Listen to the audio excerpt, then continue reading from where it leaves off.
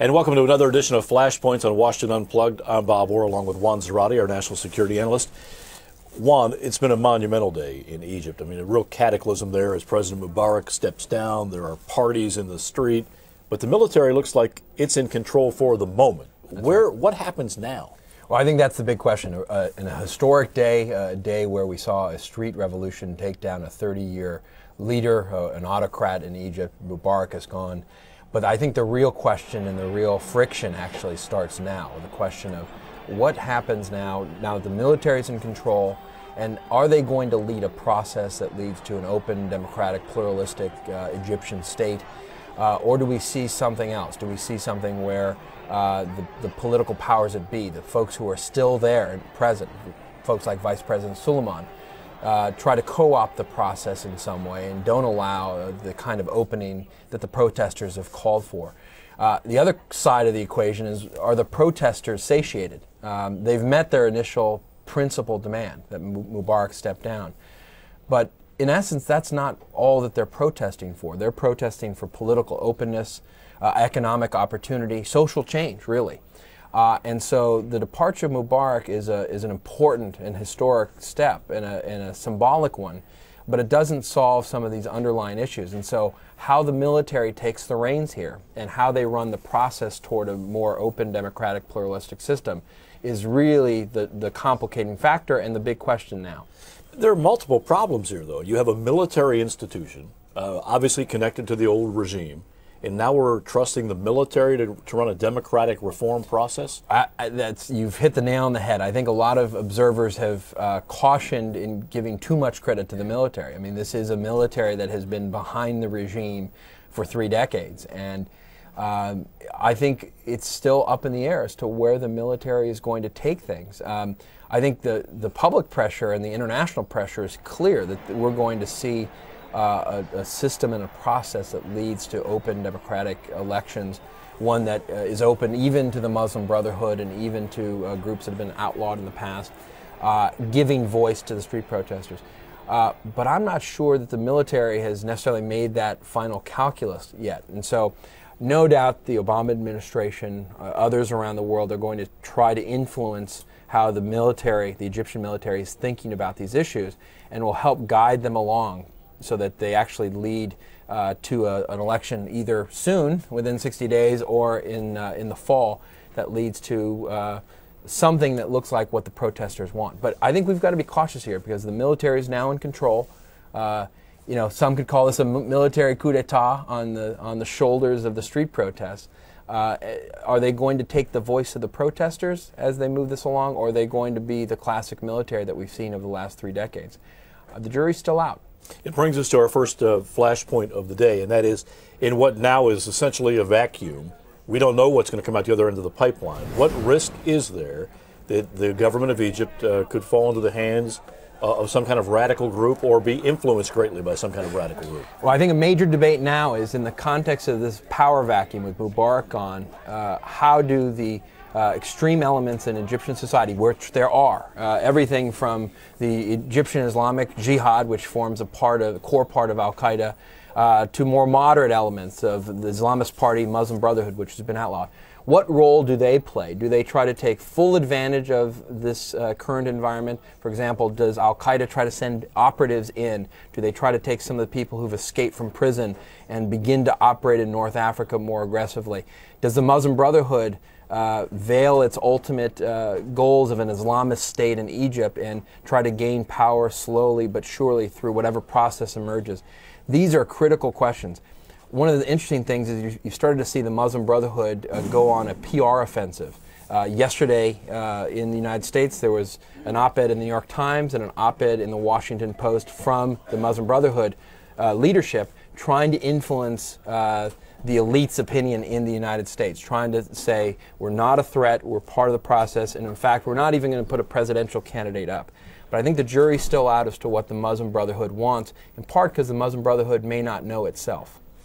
There's even a debate among our leaders here in this country, our intelligence leaders, about whether or not the Muslim Brotherhood was a violent organization. We heard yesterday The DNI clappers say no, not in Egypt. But the FBI Director Mueller said, well, they do violent things or stand for violent things overseas. So we don't really know who these guys are. No, this is the difficulty with the Muslim Brotherhood. It tends to be a shadowy organization, well organized since the late 1920s, based in Egypt, but with a global network. Their Palestinian franchise, in essence, is Hamas, the violent extremist terrorist group, as so labeled by the U.S. and the European Union.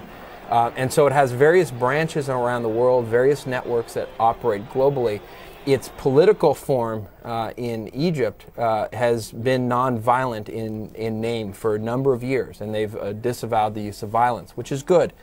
But there's a question of who's actually running the Muslim Brotherhood. Is it the more extreme Islamist elements that really want an Islamist Egyptian state, that don't want peace with Israel, that want Sharia as the basis of Egyptian law? Or the more moderate folks, like the leader we heard in the Washington Post editorial yesterday, who's a younger leader, more reform-minded, more modernist, wants to have the Muslim Brotherhood be a part of the Egyptian society.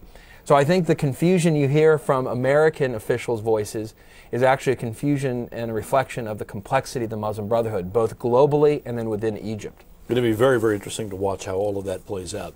Let's go to item number 2, and that is something that a lot of people aren't aware of, and that is that the Nasdaq stock exchange has been infiltrated, hacked. The Nasdaq was hacked, and I think an interesting demonstration of the 21st century threats that we face, both in terms of cyber crime and cyber vulnerabilities, but also in terms of economic vulnerabilities. When so much of, for example, online trading and Nasdaq trading is handled automatically, digitally, using some of these systems, it is incredibly frightening to think that you have people able to hack into the system. Now, the good news is they didn't hack into the actual trading system, and Nasdaq has been very clear about that.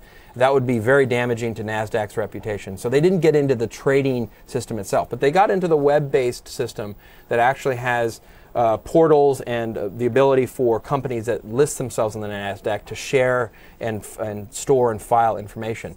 And what's interesting was that they found these files, and it looks like they're probably Trojan horses in a sense of allowing for additional probes and additional malware to be put in the future into the system. And so that's really dangerous. Do we know if this was just some kind of mischief, some kind of online vandalism, or were these serious probes to try to set up some kind of serious attack later? Well, indications are that this came from Russia. Now, as we know in the cyber world, where something comes from, whether it's a penetration or malware or some sort of attack, doesn't necessarily mean that that's the real point of origin, because cyber vigilantes, hackers, etc., can mask their operations easily, use different servers in different parts of the world to actually hide and mask their identity.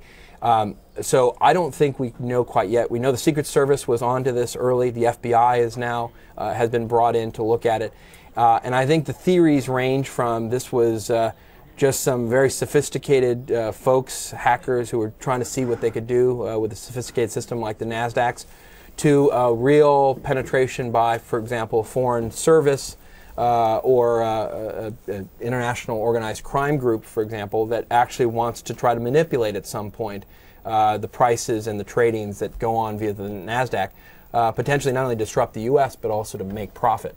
There's almost always a flashpoint to talk about in Pakistan, and there is one now, with an American there in custody, a consular official accused of murder, I guess. How serious is this? Well, the reason I wanted to talk about it is, as you said, there's always something brewing in Pakistan. But the reason this is important is it's caused a lot of tension between the United States and Pakistan. This is a U.S. official, I think termed an attaché of some sort, named Raymond Davis, who shot 2 Pakistani policemen. He says he was approached and he thought he was being robbed. This, unfortunately, is a tragic comedy of errors, because not only did he shoot 2 individuals, 2 Pakistanis, but the car that was sent to rescue him from being arrested actually ran over somebody else and killed them as well. And so this whole series of events was really a tragedy happening and unfolding. The problem now is the U.S. government wants him released. He's a diplomat. Under the Vienna Convention, he has diplomatic immunity. Right. Unless the United States waives it.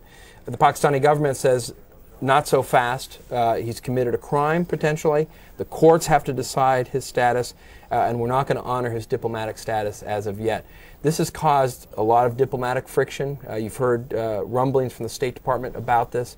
And this has the potential. This is the kind of incident that does serve as a flashpoint that really could upset the balance of a relationship, where in Pakistan there's already a lot of anti-American sentiment. And so this just has the potential to create further fissures between the Pakistani government and the U.S. At a minimum, he could be a pawn here in some kind of greater strategic point. Absolutely. They could make this, make him not only a piñata in terms of a political discourse, but they could try to make him an example in terms of holding America accountable for what it does in Pakistan. Our fourth point is a country, Sudan, who we talked about for a long time now. There's a brand new country. Yep. And we talked about it before the new year. We said we are likely to see the birth of a new nation after the referendum in Southern Sudan. The returns are mostly back, and the return has now been accepted by the Sudanese government.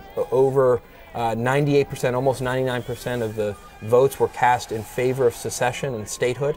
So we will come this summer see the birth of a new nation, Southern Sudan. I'm not sure what they're going to call it. There's all sorts of debates. We don't There's have a all name sorts yet. of debates. No, but for now it's Southern Sudan. The interesting thing here is that it's gone relatively peacefully. Both the vote was peaceful and the acceptance of the vote from the government in Khartoum was accepted, and it's gone peacefully. That is remarkable, because you could imagine all sorts of scenarios, and we talked about them for violence. Now, that said, there are still issues at play. There's still territorial questions. There's still oil revenue questions. There's still questions as to how the Southern Sudanese are going to get their oil out. They're going to have to deal with the Northern Sudanese now. So there's all sorts of questions left to talk about. That said, this is a good news story, I think, and it's why we're ending this Flashpoints with Well, we have a new country being born and an old country that's being kind of reinvented. That's right, and actually it's a great point, Bob, because I think this will be a moment for a reinvigoration of U.S.-Sudanese relations, Northern Sudanese relations. You will see perhaps that country come off the state sponsor of terror list, and you will see an attempt to bring Northern Sudan back into the fold a bit with this move. All right, well, that'll do it for Flashpoint this week. Juan, thanks as always. Thank you, Bob. See you next time.